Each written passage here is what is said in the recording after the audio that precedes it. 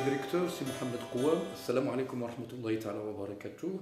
Merci de nous recevoir dans cette belle maison, disons-le avec franchise, avec fierté, cette maison qui fait honneur au Maroc, qui représente aujourd'hui au sein de la cité universitaire un espace digne, un espace qui respire donc la sérénité et qui fait honneur à notre culture, à l'image de notre pays et à notre singularité. Vous avez, monsieur le directeur, à travers un exposé clair, précis, avec méthode, et on trouve là l'empreinte du grand universitaire que vous êtes, vous avez donc mis en évidence les principales étapes de l'évolution à travers plusieurs décennies, l'évolution de notre université nationale.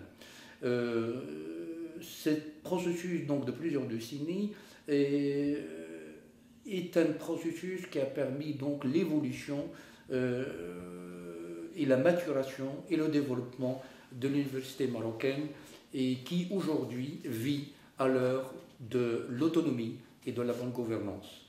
Monsieur le directeur, pouvez-vous dans un premier temps nous faire un résumé de votre exposé qui a été fait, je le rappelle, dans le cadre des rencontres culturelles organisées par l'ambassade du Maroc à Paris.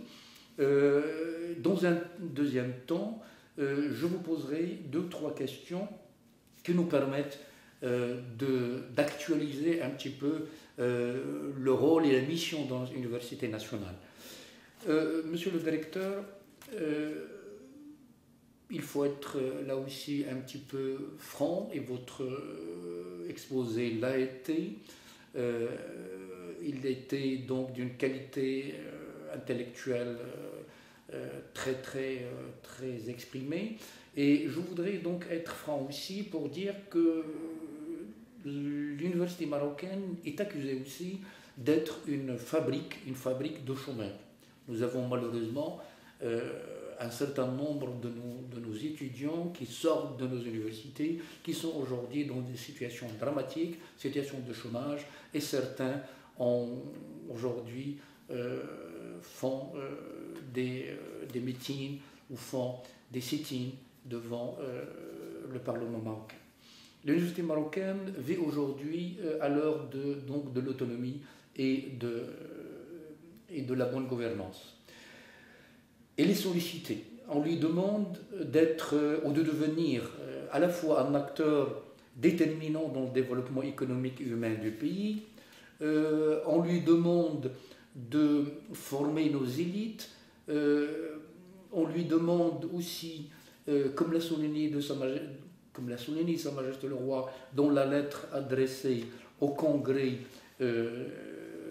des universités arabes, qui a été organisé à Fès en mars 2012. Sa Majesté, dans cette lettre, cite un certain nombre de missions que notre université nationale peut remplir, et je cite, il est appelé à devenir donc un vecteur encourageant le développement régional, une source d'inspiration et d'incubation, une force de proposition constructive pour l'adoption de stratégies donc judicieuses. On lui demande aussi d'être une partie prenante dans l'élaboration de grandes orientations de politique publique. On lui demande aussi de favoriser l'insertion dans la société du savoir et de la communication. On lui demande de participer à la préservation de notre identité et de notre civilisation. Ce dernier point me semble important. Comment donc l'université marocaine peut devenir tout ça à la fois, un acteur fondamental dans la préparation des élites, donc des élites capables et dévouées au service de notre pays. Le dernier discours de Sa Majesté le Roi du 6 novembre a aussi mis en évidence un point qui me semble aussi essentiel, c'est celui de la formation des élites locales dans le cadre de la régionalisation. Comment et dans quelle mesure l'université marocaine peut jouer ce rôle fondamental dans qui consiste à former les élites locales, à développer le patrimoine et de gérer le patrimoine local, comment l'université peut remplir cette mission, ce nombre de missions qui sont diverses, qui sont ici essentielles, qui sont déterminantes. Est-ce que l'université marocaine a aujourd'hui, en termes de moyens et de ressources humaines, est-ce qu'elle a la capacité de remplir cet ensemble de missions? Je pense que notre pays a besoin de son université, surtout dans le cadre de la régionalisation. Nous avons maintenant, oh Dieu merci, une couverture très, très intéressante et très conséquente de territoire national, et l'université peut donc jouer un rôle localement. Chaque université peut prendre sa part dans ce processus, dans cette opération de développement économique et humain dans notre pays. Monsieur le directeur, donc je vous laisse la parole et je vous remercie d'avance et je vous renouvelle mes remerciements pour l'accueil que vous nous avez réservé. Dans le cadre des activités culturelles organisées par l'ambassade de France à Paris, j'ai eu le plaisir, l'honneur et le plaisir de contribuer à ces activités par une conférence qui a porté sur la gouvernance de l'université marocaine, de l'autonomie à la contractualisation. Dans ce cadre, j'ai abordé un certain nombre de points qui me semblent importants dans l'histoire de l'université marocaine. D'abord, les différentes phases de développement de l'enseignement supérieur au Maroc. Ensuite, quelques données clés sur l'enseignement supérieur pour bien situer le problème. Ensuite, la gouvernance du système de l'enseignement supérieur.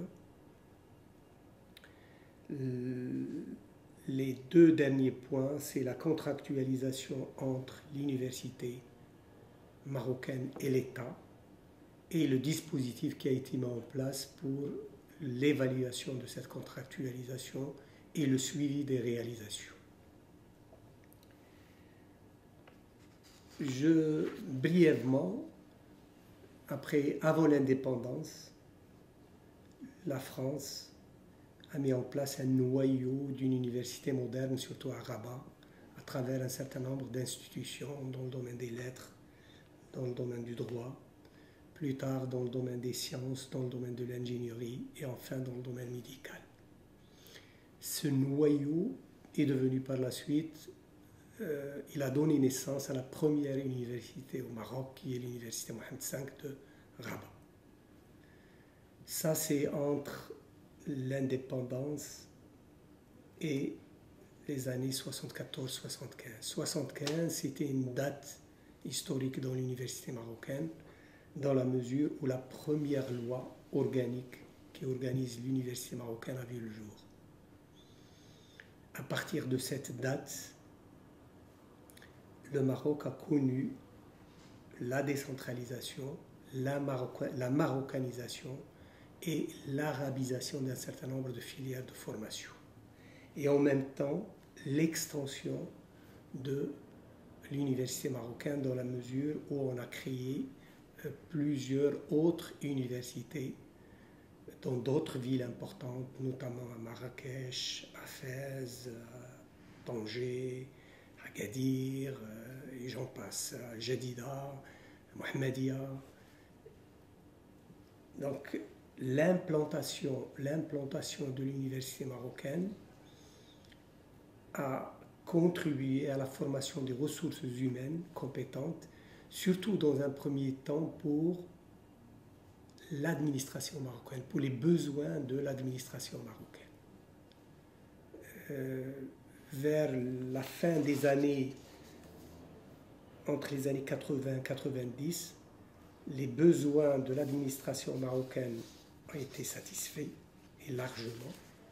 L'université marocaine a commencé à se préoccuper des besoins de l'entreprise par le biais d'un certain nombre de filières de formation professionnalisantes au niveau de la licence et au niveau du master. D'abord, on a créé ce qu'on appelle les licences appliquées au niveau des établissements universitaires qui existent, dans les facs de sciences, les facs de lettres, les facultés de droit, mais surtout, on a créé de nouveaux établissements universitaires d'un nouveau type, notamment les facultés des sciences et techniques, les écoles de commerce et de gestion, les écoles pour former des techniciens. Et c'était un saut qualitatif pour former des compétences capables de travailler au niveau de l'entreprise et au niveau de l'industrie marocaine. J'arrive au début de 2000, l'année 2000, à la veille justement de